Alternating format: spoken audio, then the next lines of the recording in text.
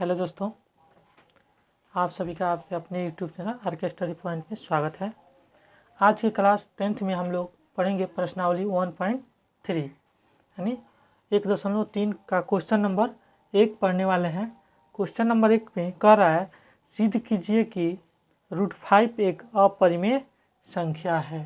तो देखिए कह रहा है √5 एक अपरिमेय है, तो उसके विपरीत हम लोग मान लेते हैं। ठीक है, उसके विपरीत हम लोग मान लेंगे। तो हल में लिखते हैं क्वेश्चन नंबर 1 का हल लिखेंगे। माना कि √5 एक परिमेय संख्या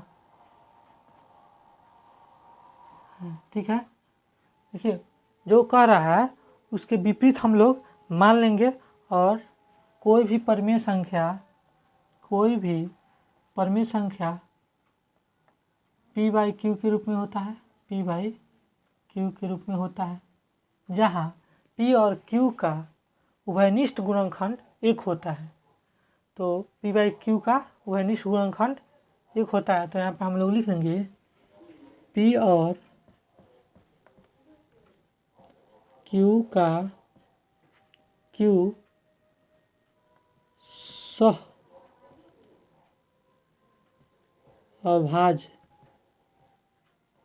सभाज्य पूर्णांक है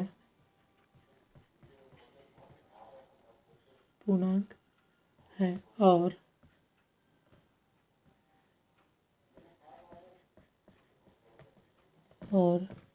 q = ≠0 और q बराबर 0 नहीं है। ठीक है, तो कोई भी परिमेय संख्या क्या होता है, p/q के रूप में होता है। हम लोग इसको क्या माने हैं, परिमेय माने हैं। तो देखिए इसका क्रॉस मल्टीप्लाई कर देते हैं हम लोग। तो ये q है, 5 से गुना होगा तो 5q होगा, यहाँ पे p लिख देंगे। अब इसमें हम लोग दोनों तरफ क्या करेंगे, वर्ग करेंगे। दोनों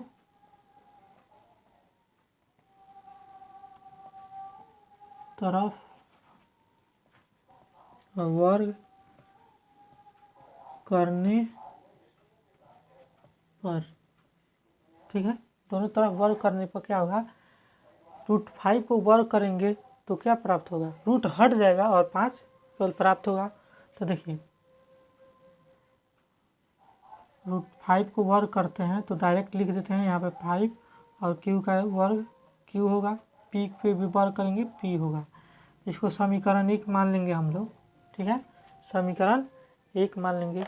तो देखिए इस 5 को इधर लाएंगे तो भाग होगा, p में क्या होगा, भाग होगा, क्योंकि q में गुना है तो बराबर की उस साइड जाता है, दाहिने साइड जाएगा तो क्या होगा, भाग होगा।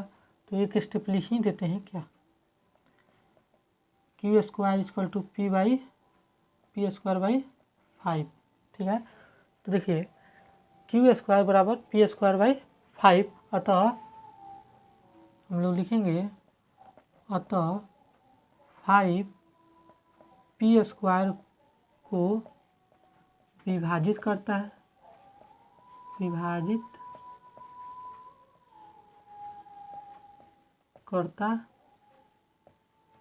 ठीक है, 5 p² को विभाजित करता है। जब स्क्वायर को विभाजित होगा तो स्क्वायर को विभाजित कर रहा है तो p को भी मतलब विभाजित करेगा, क्योंकि उसका गुणनखंड होगा।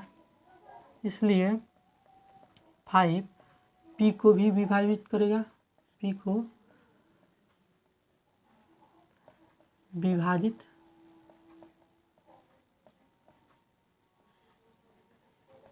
करता है। ठीक है, p को भी विभाजित करता है। ठीक है, क्योंकि p का उभयनिष्ठ गुणनखंड 5 है। ठीक है, p का उभयनिष्ठ गुणनखंड 5 है, स्क्वायर है तो भी कटेगा और p भी रहेगा तभी कटेगा। ठीक है, क्योंकि उसका उभयनिष्ठ गुणनखंड 5 है। तो नेक्स्ट स्टेप में फिर हम लोग मान लेंगे, क्योंकि p को तो हम लोग बना लिए। अब क्यू को भी साबित करके देखते हैं कि क्या यह है कि नहीं परिमेय।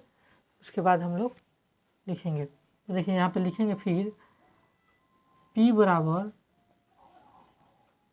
बराबर 5R मान लेते हैं, 5R मान लेते हैं। ठीक है, P बराबर 5R मान लेंगे। ठीक है, तो 5R मान लिए, जहाँ R एक क्या है, पूर्णांक है। R एक पूर्णांक है, R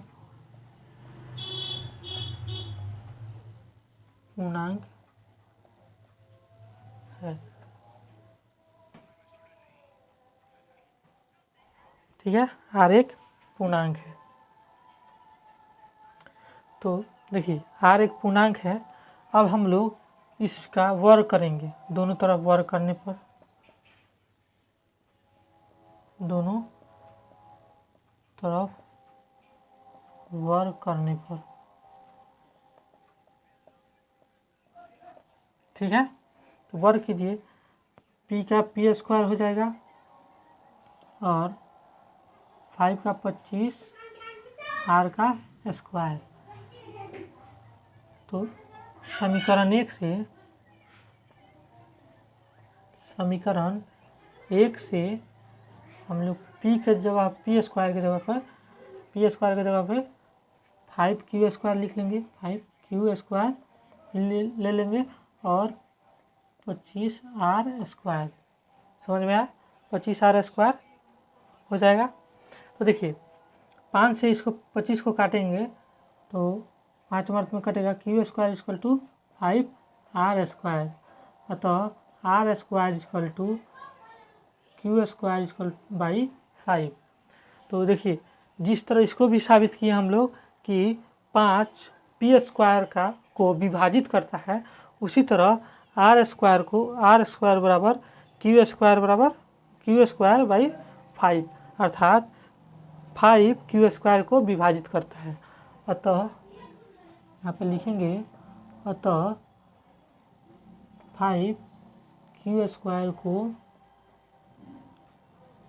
विभाजित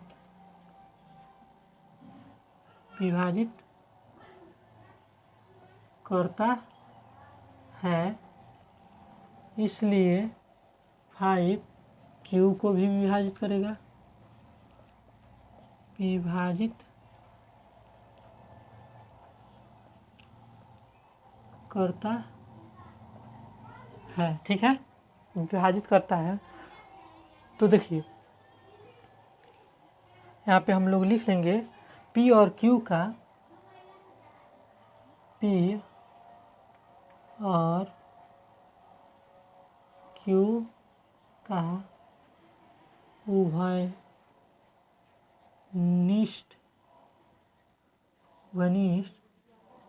गुणनखंड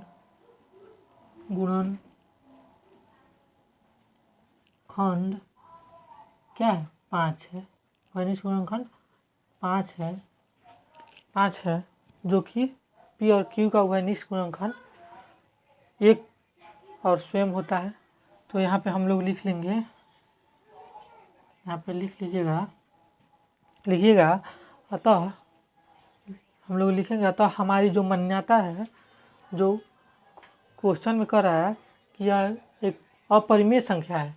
ठीक है, तो हम लोग उसके विपरीत माने हैं, जो कि यहाँ पे क्या हुआ, गलत इथी हुआ। ठीक है, तो हम लोग यहाँ पे लिखेंगे, अतः हमारी मान्यता